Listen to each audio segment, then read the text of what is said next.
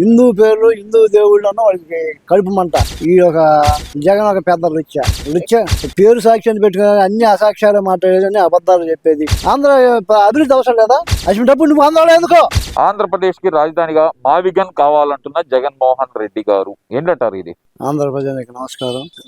ఆంధ్ర ప్రజానికానికి మావిగన్ అనేది అవసరం లేదు. అమరావతి అనే స్వచ్ఛమైన తెలుగు భాషలో ధారాళమైన కమ్మన పదం అది. ఇప్పుడు జగన్కి అమరావతి అని పలికితే తలకాయ 1000 ఒక్కరే చచ్చిపోతారని ఒక శాపం ఉంది. ఆ శాపాన్ని మన ఆంధ్ర ప్రజలు గమనిస్తున్నా. అమరావతి అని మనస్ఫూర్తిగా మాట్లాడమన్న మాట్లాడాడు. ఎందుకంటే ఇప్పుడు తిరుపతిలో కలిసి చేసింది మత పిచ్చితోటి, అదే మత పిచ్చితోటి తెలుగు మన ఈ మతాన్ని అతను యాక్సెప్ట్ చేయలేడు. మరి ఎక్కడెక్కడ రథాదాఖలు పెట్టించింది దాంతో ఇవన్నీ కూడా ఒక ప్లాన్ ప్రకారం ఇష్టం లేకుండా చేసిన పనులే. మనం ఏదో పొరపాటు జరిగినది హిందువులు ఏదో అనుకుంటున్నారు. హిందువులు అలా గుర్తుంచుకోండి. ఓటు అని వస్తే పాత చెప్పులు దగ్గర పెట్టుకొని చెప్పులు తెగిన దాకా ఇల్లు కొట్టి పంపించా అని చెప్పి సందర్భంగా హిందువులు అందరికీ నేను పిలుపునిస్తున్నా. మావిగన్ లుచ్చా, నువ్వు ఒక పెద్ద లుచ్చా. వాడు బొత్సగాడు ఏం మాట్లాడాడు?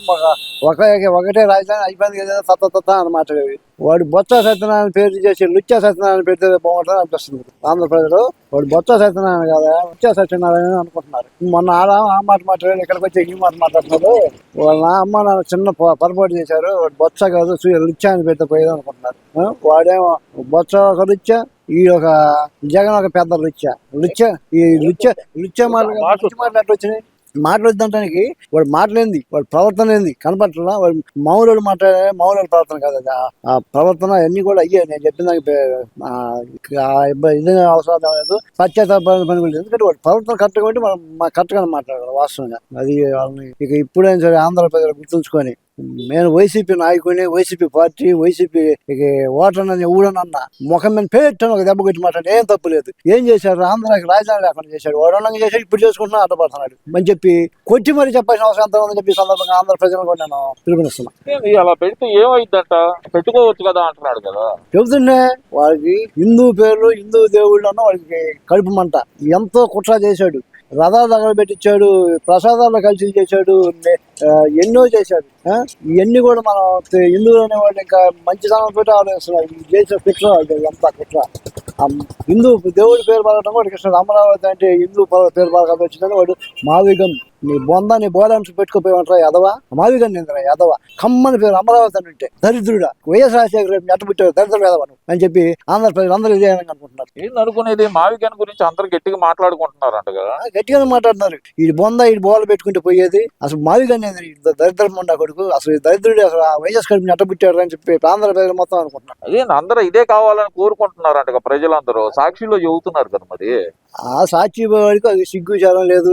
పేరు సాక్ష్యాన్ని పెట్టుకుని అన్ని అసాక్ష్యాలు మాట్లాడేది, అన్ని అబద్ధాలు చెప్పేది. అసలు ఆ ఛానల్ బ్యాన్ చేసేస్తే పోద్ది అని చెప్పి ఆంధ్ర ప్రజలు అనుకుంటున్నారు. ఈ గవర్నమెంట్ ఎందుకు ఆ ఛానల్ బ్యాన్ చేయట్లేదు అర్థం కావట్లేదు. నేను వస్తాను మారుస్తాను అంటున్నాడు కదా మరి జగన్మోహన్ రెడ్డి. వాడి బొందలోకి వచ్చి ఓటు అడగమను. ఎవరైనా సరే వైసీపీ అని చెప్పి ఒక వైసీపీ కార్యకర్తలు కానీ వైసీపీకి ఓటు వేసే సిద్ధంగా అనమను. పక్కన వాడు ఎంబటి పేట్ మీద బాధ అంతదిగా ఉంది. నువ్వేం చేసావని? నువ్వు ఉన్ననాలు 3 రాజధానులు బొందాన్ని బోర్డు అని చెప్పి కాలయాపన చేసి రాజధాని లేకుండా చేశారు రాష్ట్రానికి. ఇప్పుడు ఏదో సరైన నాయకుడు వచ్చి రాజధాని సెట్ చేసుకుంటే మావిగాను నీ బొందలో గాను ఏదో పెట్టుకుంటావు. నీ బొంద నీ బొక్క బెంగళూరు తీసుకోవచ్చు. ఆంధ్ర రాష్ట్రంలోకి వచ్చి అడుగుపెట్టి నీ ముఖం చూపించినా కూడా దొరికినట్టు సంతానికి సిద్ధంగా ఉన్నా చెప్పి సందర్భంగా చేస్తాం. ఎందుకు అంటారు ఏంది? అందరూ ఆయన మాటలోనే ఉన్నారంట కదా. మావిగన్ అనే మాటలోనే ఉన్నారంట. ఈ వైసీపీ పార్టీ అనేది ఆంధ్రాకి ఒక చీడపురుగు. ఈ వైసీపీ నాయకులు పెద్ద శనిగ్రహంలోకి తయారయ్యారు. ఈ వైసీపీ పార్టీ కానీ వైసీపీ నాయకులు కానీ ఆంధ్రాలో రాకుండా ఎక్కడో అక్కడ రావాలి. మా ఆంధ్ర రాష్ట్రం వదిలిపెట్టిపోయింది. ఆంధ్రాలో మీరు పనికిరారు. నువ్వు ఆంధ్రాకి రాజధాని వద్దన్నట్టు నువ్వు ఆంధ్రాలో ఉండడానికి నీకు అర్హత లేదని చెప్పి ఆంధ్రాగా గట్టిగా చెప్తా ఉన్నా. నువ్వు ఆంధ్రాని అభివృద్ధి చేయాలి, ఆంధ్ర రాజధాని కావాలి, ఆంధ్రాలో మంచి పట్టున్నటువంటి ఒక పరిశ్రమలు కావాలి. అట్లాంటి ఆలోచన చేసావు. నువ్వు చేయకుండా లేనిపోయింది ఇంకా మాట్లాడుతున్నావు చేసావు అంటే అసలు నువ్వు ఆంధ్రప్రదేశ్ లో ఉండటానికి ఆంధ్రప్రదేశ్ గాలి పీల్చడానికి నువ్వు అర్హుడు కాదని చెప్పి గట్టిగా చెప్పాల్సిన అవసరం. అంటే ఇక్కడ మీరు ఎందుకు అంటారు ఆంధ్రప్రదేశ్ లో ఉండడానికి అర్హుడు కాదని మీరు అంటున్నారు కదా? ఆంధ్రప్రదేశ్ లో ఉండడానికి ఎందుకు అర్హుడు కాదంటారు ఆయన? ఆంధ్రప్రదేశ్ లో ఉండడానికి అర్హత లేకపోవడానికి కారణం చెప్తున్నాగా. నువ్వు ఆంధ్రప్రదేశ్కి గర్వంగా బతకడానికి ఒక రాజధాని నిర్మించడానికి నువ్వు సహకరించడా, నువ్వు చేయలేకపోయావు. శాసన చేసే సమర్థత గల నాయకులు చేస్తున్నారు. మరి నువ్వు అడ్డపొరలు పెట్టుకుని మేలకడ కూర్చుంటే కనీసంగా ఓటేసుకోవడానికి లేకపోతే కనీసం ఆంధ్రప్రదేశ్ లో బతకడానికి అర్హత. నువ్వు ఆంధ్రప్రదేశ్ లో బతకడానికి కూడా అర్హత లేదు. నువ్వు ఆంధ్ర వదిలిపెట్టిపోవాల్సిన అవసరం, బ్రిటిష్ వాడు కనుక భారతదేశం వదిలిపెట్టినట్టు నువ్వు ఆంధ్రప్రదేశ్ వదిలిపెట్టిపోవాల్సిన అవసరం అంత తక్షణం వెళ్ళిపోవాలని చెప్పి ఆంధ్రప్రదేశ్ అందరూ కూడా కనపట్టు ముఖం మీద ఊసి చెప్పాలా అశ్విన్ యాదవ్లకి. ఆంధ్రాకి రాజధాని అవసరం లేదా? ఆంధ్ర అభివృద్ధి అవసరం లేదా?